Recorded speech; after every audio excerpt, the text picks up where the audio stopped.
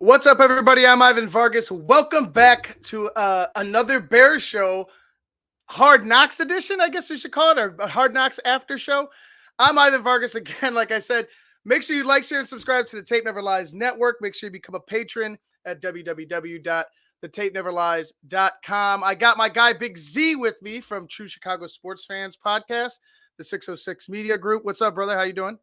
What's up, man? Another great episode of Hard Knocks, and excited to be talking about a Hard Knocks After Dark. Yeah, after dark. We'll keep it PG tonight, but I mean, Hard Knocks is pretty much doing that for us. What's up? What's up, Taz? How you doing? But yeah, like, what's up, Daniel Barry? What's going on, Sean Stewart, D. Levine, Robert Nash, Justin? How you guys doing? Before we get started, Frank, how are you? I enjoyed it. I enjoyed the episode thoroughly, to be honest with you. I'm probably going to watch it. I am going to watch it again right after this, just because I don't want to feel like I missed anything. Swearing is allowed in the after show, Sean. Yes, it is. Like I said, I will be happy to swear for you guys. I'll just keep it to in the moment, not just gratuitous, F-bombs. But right now, like I said, great show. I liked what they did with, they showed the previous game quickly, right? They showed what happened. They went in, but initially they started off with, what are we going to do? We have this many running backs. They started giving you that drama that we've been looking for. And it's behind the scenes with the GM. That's what we want to see. Us football nerds, we want to see that kind of stuff. But let's see the board with the 53 guys that you're going to put on the roster, and who was getting cut, who's on the bubble. That's what we want to know. Yeah, no, 100%. And I'm just like, for me, it just seemed like this whole series started out really slow, almost like they had to find things that they had to, you know what I'm saying? Like it was obviously it was a type of a growth series. I feel like, because this one was their best one. Last week was their best one. The best one, since, but the first two, again, quality. I mean, it was you got to see the Bears, but I just felt like there was still something kind of missing. Like, you didn't really start connecting with guys. Adrian Colbert, I liked his story. I mean, God, surviving a car crash, doctors telling him he's not going to play football again. Here he is. I mean, he's a journeyman, to say the least. Eight teams, or he was 10 teams. 10 teams. Sorry, 10 teams in 8 years, and he's out there balling. And I listening to the story, and you start to connect with guys like that. And I was glad. I was oh yeah. I went back and I looked. I was oh, he wasn't cut, right? And he wasn't. Obviously, he's on the team. I mean, I don't know if there's going to be anything different, but so far, all I know is he's on the team. But the only thing, and I'll just say this, is when they tried to mix his free spirit segment with the Tyson Bagent and Travis Bagent segment, I threw it off. Yeah, it kind of just threw it off for me. When they was why'd you go back to him? Why didn't you just show this? You know what I mean? I don't know if they try to take artistic liberty with it or whatever they were trying to do. It might have been that it's such a harsh contrast, right? You've got the Zen guy who's trying to ground himself, and he's like, oh, these are my bowls, and this is how I live my lifestyle. And we understand that with a traumatic injury that he had. Do whatever, he do whatever you have to do to cope. Right. Exactly. Especially because he's back on a bike and he went back to football after that traumatic injury. And then you have the most barbaric thing outside of football, that it's arm wrestling at a bar. Super barbaric, super macho, super testosterone. It is the complete opposite. So it's why are you trying to mesh these two different genres that do not mix? Oil and water really doesn't mix. Yeah, it's an artistic, point of view that they took on it, and it wasn't a good tasting segment for me. I did like them separately, but together, maybe not so much. Right. If they would have went and just transitioned normally from Adrian Colbert segment to the Tyson Bagent, Travis Bagent segment, I thought it would have been perfect. Maybe have Liev Schreiber have a transition line. That's all I felt like it really needed. It didn't need to go back and forth. Some time. Right. It didn't need to go back and forth. and look, I'm nitpicking it because I really love the entire episode in its entirety. This is like the one segment that was like, I wanted to see. Okay, I was cool. I was like, all right, cool. Show me some, like Adrian's got his little, his Zen on, his piece on, and then as soon as they went to the bar in Tyson Beijing, I was like, oh, we're arm wrestling. I'm like, let's fucking go. Let's show that shit. And I was happy they did, but I wanted to see that kind of just in its entirety instead of just back and forth. It was kind of weird to open. There's only so much you could do at a bar with a bunch of meatheads, but I feel like it's gotten a lot of good content in that bar. But nonetheless, that was the only thing I saw as I guess. And they were nitpicking because it was good. It was still good. The content was good. It's just the way that it was edited. Essentially, that's all it was. Right. So, I mean, did you like the Sears Tower where you have the rookies and going up there and then exploring the city? Yeah, no, loved it. I loved it. It was pretty cool that they got that drone shot all the way back. I was like, oh, that's nice. How about Austin Reed being terrified to go on the glass? The whole thing. And then he's like, oh man. Then Rippon was like, oh shit, why is the glass cracking right now? Oh my god, it was hilarious. There was some funny parts in there. There was some cool things that we got to see. Mm-hmm. Caleb working on the spiking, the clock. That was I was like, that's right. I was like, he's like, because of that rule. So it's like, I guess you can't take a step back, because when you take a step back, you are in you're looking like you're dropping back. Like that's a drop back. Once you take one step back, you drop back. So you kind of, like he was saying, you kind of have to just open up your legs a little bit more and snap down, like just right to the ground, push it right to the ground. That's it. That's all he has to do. So it was interesting to see that as well. The big one, obviously, I don't know. I was looking, actually, I should go back and look at did they announce the 53? Am I just? They did announce the 53 today. I did. I had it up earlier. Go ahead. Yeah. Bring it up again. I thought he made the team. Like, I don't know. Like it's hard to say. He's, like you said, 10 teams in 8 years. They said it's hard. It's going to be hard to make the cut. So I don't know. I thought he was going to be on the team. He's played well. You know what I mean? Like he's played well enough. We'll see. I mean, go ahead, bring it up. Yeah, we've got the all right players that were waived. We got Austin Reed, the quarterback. He was actually waived. Brendan Bates, the tight end, was waived.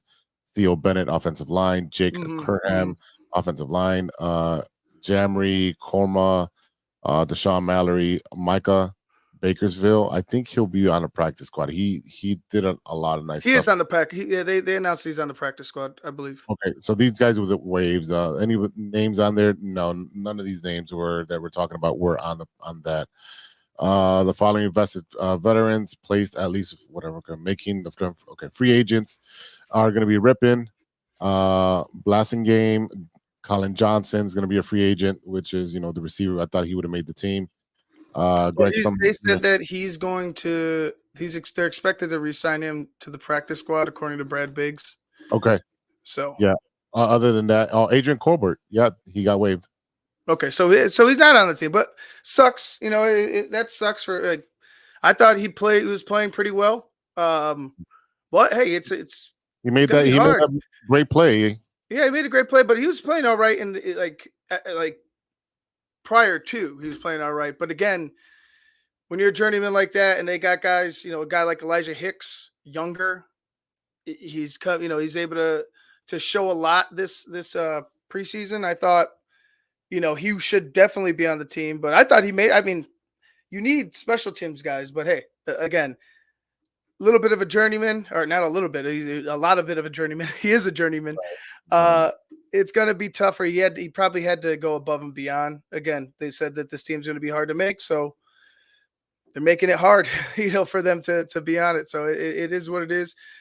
Shane. So Shane, I'm going to rewatch and time that hug between Wheeler and his mom. It was a touching long. It's a touching. And you know what? They're taking liberty with editing. That should have been the end scene. And yes, roll credit. You are absolutely correct. Because I thought I could have done without him talking to Ryan Poles at the end. I felt like it was like, I was like, why didn't you just leave with him and his mom? in the car going, and that was it. Like, I mean, they already knew, or I mean, I guess you had to. I guess I'll correct myself. I guess you had to inform everybody that he'd be there. He's going to Yeah. stay, right? You had to show that everybody, oh, well, he is staying. So I'll take that back. Like, you did have to, show the context of what's going on after the fact, so that it was definitely a needed scene.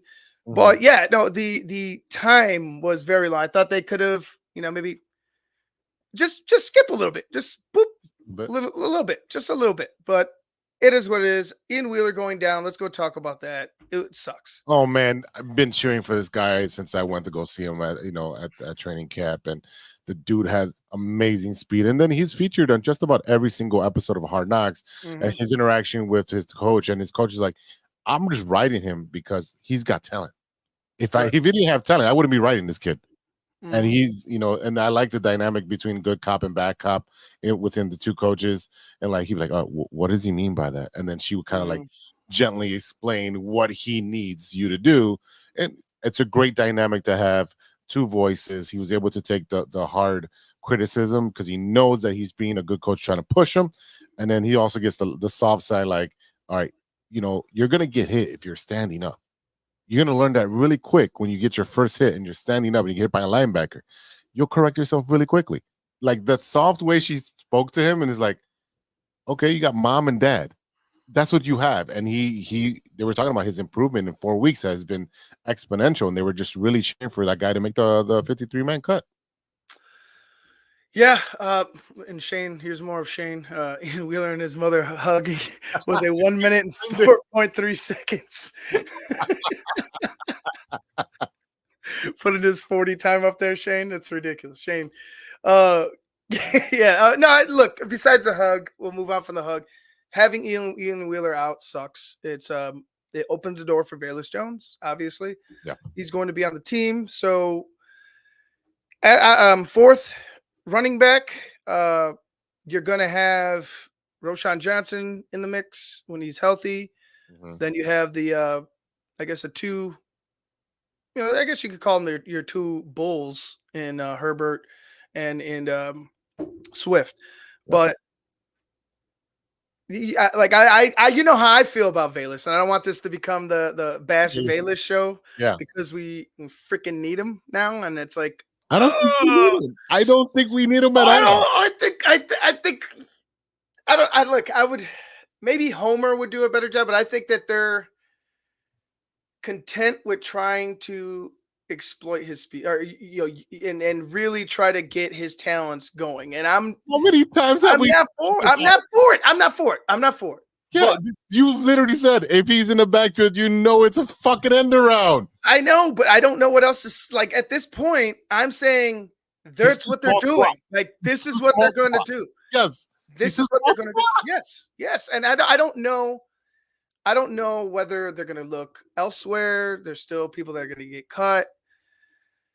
But I just feel like Velus is going to be a part of this team throughout the year, regardless of what happens. And, hopefully nothing happens. Hopefully Velus changes our mind. Let's just say that. Hopefully Velus changes the tide of what we've been thinking and saying. So I don't know. I just... It is what it is at this point to me. You can't teach speed, but he's a one-trick pony. He can't catch punt returns. He can't catch kick returns. He doesn't protect the ball. If you saw that last run that you're talking about, who was that, Levine? He really was running when he got tackled, and he was still holding on to one ball. If you're taking on a tackle as you're trying to run through, you're going to protect the ball as you're going down because they're going to punch it out. He's not doing that. Well, that was the biggest. Yeah, that was when Chad Morton mentioned it to him. He's like, "Hey, you're a little loose with that." He's like, "You're gonna fumble that ball, dude. Like, you gotta." That's my worry, especially when it becomes crunch time. We've seen Velus in crunch time, and he's not done well. I mean, granted, it's a different situation. Yeah, catching punts and kick returns to running the football, but. Dude, your natural position, the position we drafted you at, you can't even play. Like, that's the frustrating part. And it's, to me, it's still a gimmick until he proves me wrong. but I wouldn't be surprised if the ball goes on. They'll limit his touches as much as they can. God willing, everybody stays healthy in the backfield. But It, I think he's putting the ball on the ground. yeah, he's going to. You can't have him as a single back there. You're gonna have dual backs back there where you're gonna trick the defense on who's actually gonna get the ball, use him as a decoy, and then after you use him so much as a decoy, then you start going to him. That way you get the defense off, get the dogs from going after him. Yeah, again, he's a leaner, faster Cordell Patterson. I believe it when I see it. Like right now, like I said, Cordell Patterson was way better, way we've more. all I've seen from him at running back is one run against third and fourth stringers, guys that have probably been cut today. Yeah. So again, I want to see it against starters. I want to see it against guys because even during that one of those big runs, I'm like, man, somebody's gonna put a hand on that ball. Like all you needed was one hand to go and reach, and that ball's on the fucking ground. But that's just me. If you're a Valors fan, Games Report, be a Valors fan. I just don't think he's done enough to earn a spot on the team over some of these guys. Reddy Stewart got cut. You know what I mean? He looked like he had potential. Granted, it is what it is. Like I said, Ian Scott, who had a good preseason. Ian Scott had a good preseason, especially with his relationship with with Bajan and even with Reed and Rippon. He was catching all their stuff. He wasn't having an issue catching the ball, and he got cut. So, what are we looking at here? Valus would be a great character runner with Arnold Schwarzenegger and Running Man. Yeah. Get to that chopper. I love the Running Man. The Running Man is one of my favorite Arnold movies. Kind of cheesy, but I think and we're going off topic here, but if that movie got remade now, I think you'd have to find the right kind of cast, right? You don't necessarily need Arnold Schwarzenegger. Is John Cena the new Arnold Schwarzenegger? No, absolutely not. I would. It's got to be a bad actor. It was bad acting, but it was quality bad acting. You know what I mean? Like John Cena to me is just like I don't want to watch John Cena act at all. He's pretty funny. Anyways, wait. Yeah, we'll stop with the John Cena. All right, anyway, so Valus, like I said, he's going to be on the team. He's going to be expected to help the team. I hope that happens. Other than that, I just didn't see anything that was like over the top. Oh, they shouldn't have done this. I really thought the entire flow of the show was great. Like I thought the pacing was good. Just one little blip with that, segment, but nonetheless, I was happy with the show. Again, I'm going to watch, one more time. Would like to see cuts. You know what I mean? Would like to have seen something, but we'll see what happens. It is what it is. Again, I think the Bears right now are in a position to really make a solid run in this first month. I really think the energy and the focus is in the right place. The team looks like it's executing pretty well. There are still some questions here or there, but for me, I'm hopeful for the first time in a long time that this Bears team isn't going to come out flat on their face. I'm looking forward to them seeing, because even with Green Bay, I still had questions. I still was wondering like what, I obviously was wanting to pick the Bears, but you still had questions with it last year. And, you ended up being whoever, thought about it. We ended up being correct. So I think this year is completely different. The energy, the focus, the quarterback, the defense is better, and it's all systems go. Even without Hard Knocks, you could see that from the Bears. You know what I'm saying? Like, and they would have been putting out their 1920 football drive throughout this time, which is, I like it. Every time they have it, I've checked it out. So that's really well produced and edited. So, whenever they pop up with that again, I'll be checking it out. But really eager to get started. Tennessee, can't get here soon enough. What do you think? Are you in that mindset that the Bears are in a good spot, in a good place? You know what? I think all facets of the team has improvement. We obviously know what the defense was able to do, and with the additions that we have as far Mm. as depth, I think we're great. They try to address the bookend with Montez Sweat. We'll see what that rotation is going to look like. They'll go with the hot guy.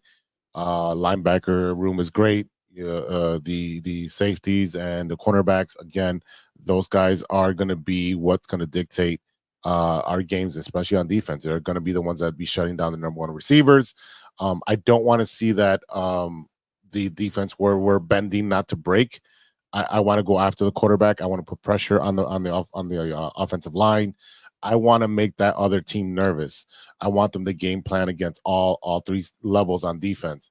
On offense, we seen we have one of the best wide receiving rooms, one of the best running back rooms. We have one really good tight end and another good tight end. Um, the quarterback is going to be a rookie. He's going to make mistakes. So everybody's hyping him up to be the next, Peyton Manning or Aaron Rodgers or whatever comparison you have. He hasn't taken an NFL snap during the regular season yet against number ones, against all pros yet. We don't know what he's going to see. Even when he was talking to who was it, Meacham, or who was he talking to from Kansas City? He's like, you don't get nervous. So obviously they're watching Hard Knocks because Yeah, you saw Travis Kelce at the end patting Luce on the back, saying, "Hey, I'm watching Hard Knocks. I love what you guys are doing." And that's a plug. To be honest with you, that's a huge plug because people are watching and saying that they like what they're doing. So it's obviously people have taken notice of the Chicago Bears, and regardless of how you feel, that's a positive in my book. Unless like especially unless we're on the total opposite end of this, and then it'd be a bad. But right now we're in a good place. As a fan base and as a football team, they're in a great place. I feel like so. Where's Tennessee at? I have not really followed Tennessee since the last season, but where are they at instead as far as their talent? I mean, they got a young quarterback. We'll see what Will Levis can do. He looked better. He looked pretty good last year when he got his opportunity. They're going to need a lot of talent. I don't know if they have enough. They obviously lost Derrick Henry to the Ravens. Their defense is taking a hit. They've moved on from Vrabel, so they're kind of in a flux. I would say they're kind of a team that's. I don't know. I don't know where they're going. Like I said, my focus has been solely on the Bears. But keeping that eye on the rest of the league, Tennessee to me is kind of an enigma. I don't know where they're headed or what they're doing. I think that they found a quarterback for now, unless Will Levis shits the bed next season. But I think he could be somebody that can help that team. But He doesn't really have the talent around him to be able to elevate that team at the moment. The wide receivers are all gone. Again, you just lost your Hall of Fame running back, and that's okay because he was aging. He needed to go to a winning program so he can get his ring. I understand that. So it's like, is that defense good enough to stop the Bears? I don't think so. I really don't think so. So if I was a betting man, I'm taking, the points on the Bears. Mm-hmm. Definitely taking it. Andrew, are we mad if the Bears trade next year's first round pick for Michael Parsons? Well, if it was just next year's, no, I wouldn't be upset. But it's not going to be just next year's. Oh. It's going to be next year's, the year after that, probably the year after that, unless they mix some type of 2 or whatever the hell. But it's going to cost us a lot of money, especially since Dallas cannot afford to pay everybody. Right, they can't afford to pay everybody, but they're looking to contend, and they'll contend for one freaking year if they have to. You know what I'm saying? Like they'll use Michael Parsons for that year unless they completely shit the bed and trade him by. Yeah, they are the Yankees of the NFL, where they will go balls to the walls for 1 year and then break it all down and start all over again. They really don't care about that. They don't have enough money to re-sign him. So yeah, he will be traded after that 1 year. Or because they can franchise him, but I don't think you want to pay that type of money against your salary cap. So let's see what else we got out here. There you go. I guess Tennessee signed Calvin Ridley. So I mean, Calvin Ridley is a good player. I mean, out for a year for the betting thing, but Everybody's doing it, throwing it in everybody's face. I mean, as long as you're not betting against your team, I don't know, Right. or in the league. I think if you're betting in the league, that's a different fucking story, right? If you're betting in the NFL with on NFL games, that's a different story. But if you're Right. betting on fucking like Baseball. basketball, Yeah, or whatever. baseball, or hockey, or whatever, Most of these guys are like bored at 2 in the morning and they're betting overseas. Like they're betting on tennis in Japan or horse racing in Europe or whatever it is. But it's never, most of the time, it's never the sport. If you're betting on your own sport, you're an idiot. You're an idiot. yeah. What else you got? Uh, nothing right now. I mean, we could. It's not going on IR. Okay. Yeah, that's good. I That's mean, great news. as long as he becomes available sooner rather than later, I'm happy with that. Long snapper, right? That's our issue right now. Our long snapper has not taken any snaps during the preseason, so it looks like they might have to go outside and get a long snapper. Yeah, Shane had mentioned it. They had to cut 2 more players that make room for a long snapper, and they're going to sign Blasingame. So they're keeping Blasingame. They need a long snapper. Somebody's got to, 2 other guys got to go. So it's not over yet. There's still going to be some more cuts. We'll try to keep you guys up to date with all that. But anyways, let's just go ahead and wrap because I want to go to bed. Got it. Got it. Appreciate everybody for being here. Thank you for joining us. I know it's like grueling, especially that one night or that one night where they had us at 10 o'clock watching the fight. Yeah, it was just ridiculous. But nonetheless, let's look at the positives. It was a good show. Bears are looking up.